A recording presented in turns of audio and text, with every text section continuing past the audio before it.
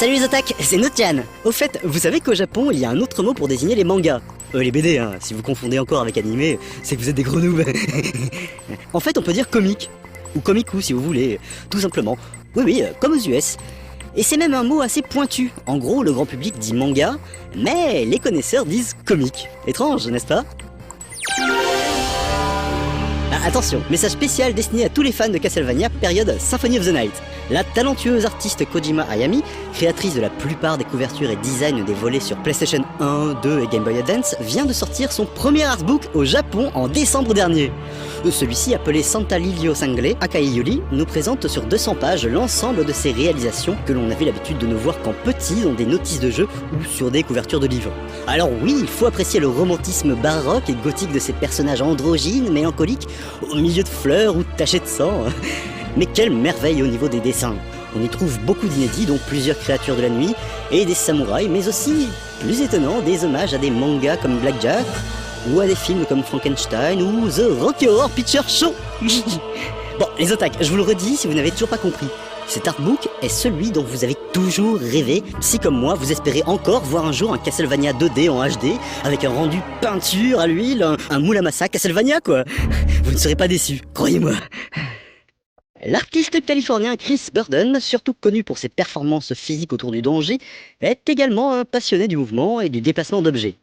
Il avait déjà fait tourner une énorme roue d'acier à une petite moto, ou encore transformer un rouleau compresseur de 12 tonnes en mobile géant. Et pour les besoins d'une exposition, l'artiste vient de réaliser un gigantesque circuit sur lequel circulent pas moins de 1200 petites voitures.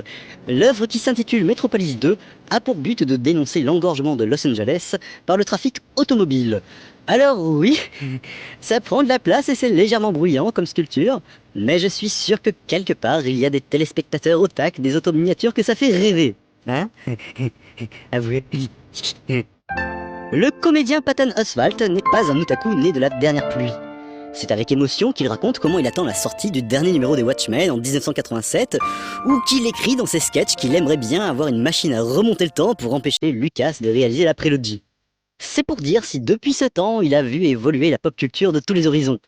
Et dans son très bon article Wake Up Geek Culture, Time to Die, ou Debout Culture Geek, c'est l'heure de crever, il prédit la fin de tout ce qu'il a, de tout ce que nous avons aimé. Dans un grand apocalypse, comme il dit, il prévoit l'implosion imminente de la pop culture, ainsi que la cause de ce désastre. Le Itiwaf. Itiwaf pour Everything That Ever Was, Available Forever. Et là, mon accent d'anglais, il en prend plein la gueule. Tout ce qui a jamais été créé, disponible pour toujours. Il prévient ses lecteurs des dangers de la trop grande facilité d'accès à la culture otaku, de l'accessibilité immédiate de n'importe quoi, de la perte de l'effort pour obtenir un précieux fétiche, ou de l'attente angoissée d'un nouveau numéro de BD ou d'un nouveau film. Voire de la grande fusion d'eux-mêmes, exploitable immédiatement et recyclable ad nauseam. Je ne peux m'empêcher de vous traduire un morceau de son article. Ouvrez les guillemets. Cela ne durera qu'un instant. Nous aurons tout au plus 1 minute avant que la pop culture n'enfle, ne noircisse comme une pêche trop mûre, avant d'exploser, et ce faisant, disperser chaque film, album, livre ou série télé à travers le vide intersidéral. Peut-être quelques lambeaux et fragments épars resteront attachés à un astéroïde ou s'écraseront sur une planète de glace à des années-lumière d'ici. Dans 1 milliard d'années, quand notre soleil s'éteindra, une race de cristaux intelligents fondera sûrement une culture basée sur les dialogues de Princess Bride. Sur une autre planète, des nuages intelligents attendront avec impatience le passage de la comète Lebowski. Mais ici, sur Terre, ce sera pop culture, année zéro. Tout ce qui nous restera, ce sera une vieille VHS de Zapt. Fermez les guillemets. Il conclut par... réouvrez les guillemets. Je veux que ma fille connaisse le frisson otaku tel que je l'ai connu en 1987. Alors que tout le monde déblatère sur le dernier Jay-Z ou autre, je voudrais qu'elle partage un regard secret avec une de ses amies, car elles deux savent qu'il existe un MP3 bootleg venu d'Allemagne d'un groupe qui s'appelle Dr Caligori, les pionniers de la musique de danse en ligne super violente.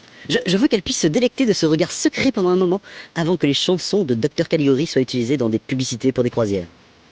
Les gars, je suis ému. C'est beau.